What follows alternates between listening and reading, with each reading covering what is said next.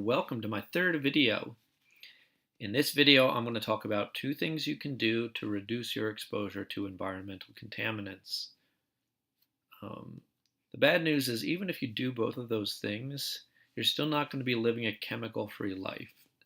That is just not possible at the current time. Chemicals and contaminants are everywhere. They're in our air, our food, our water. I talked in my last video about all the lead in the air. Unfortunately, that's on its way down since it's been taken out of gasoline. But by no means was that the only chemical in the air. If you wonder why you can't eat sushi more than once a week, it's because mercury, which comes from the air, which ultimately comes from coal power plants. That's not the only chemical that comes out of coal power plants. And the crazy thing is, there's no reason we couldn't put air filters on these coal power plants. They put benzene back in gasoline, and we could put filters on cars, but I don't know why this isn't happening. So air is one, and you can't do so much about that. Number two is your water. Right now, if you get tap water, it's going to be tested for 100 different contaminants to make sure they are at safe levels by the EPA. However, there are 70,000 chemicals produced in America. So testing for 100 out of 70,000 is not that good. And that's why we have things just this week I read about plastic contaminants being in 95% of water samples. Not only that, but other chemicals have been found in 33% of states in 2016 that have led to cancer. It's not a one-time thing. There is a recurring trend of incidents where new chemicals are found in the water that have not been tested for, and they aren't even added to the to-test list once they are. So tap water, you're rolling the dice every time. So that's one thing you can do is you can switch from tapped water to purified water. There's a couple different ways to purify water. None of them is perfect. None of them gets everything.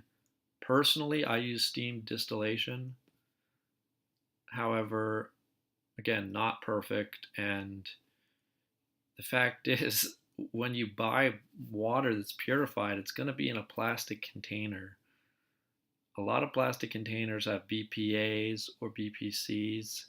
If you don't know what those are endocrine disruptors. It's a fancy word for a chemical that acts like estrogen. Is that why the sperm count in Western countries has decreased by half in the last 30 years? We don't know. We do not know why. But maybe. Some people think that's a reasonable theory. Unfortunately, it takes science 30 years to answer these kinds of things, so ask me again in 2047.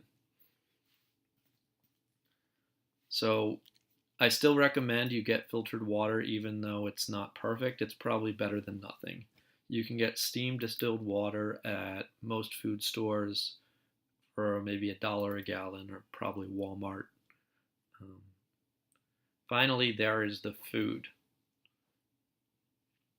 There are pesticides on your food. In 2012, the Department of Agriculture found pesticide residues on 50% of food samples at the grocery store, and more than one on almost 30% of samples, more than one pesticide. So one thing you can do is buy organic. Now, organic food can still have pesticides on it. Organic does not mean there are no pesticides. It just means they are not synthetic pesticides.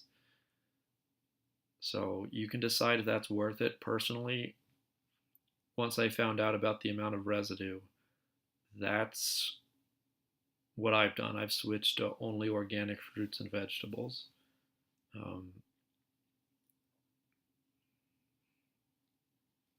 So that can help. But again, like I said, there's nothing you can do right now to get a totally pure lifestyle. Um, it's a problem, and it's going to take a lot of action and a lot of anger. And I think we're right around the corner from a lot of change happening because the problems are finally becoming so big with all these health crises that it's hard to deny anymore when everybody has a family member or a friend who has some kind of health problem, birth defect, mental disorder, uh, serious life threatening allergy condition, or autoimmune disorder. It's really, it's long overdue. So be ready for that. And don't forget that you can make a difference in politics. And it doesn't have to be all bickering about um, stalemate issues. This is something that affects everyone. Doesn't matter how much money you make. It doesn't matter where you went to school. It doesn't matter what your family values are. I don't think anybody wants to see themselves or their kids get bad water. I don't think anybody thinks that's fair or that's right. And if you live in a poor area, West Virginia, certain parts of North Carolina, you're especially at risk if you live somewhere near a factory or power plant that dumps waste chemicals.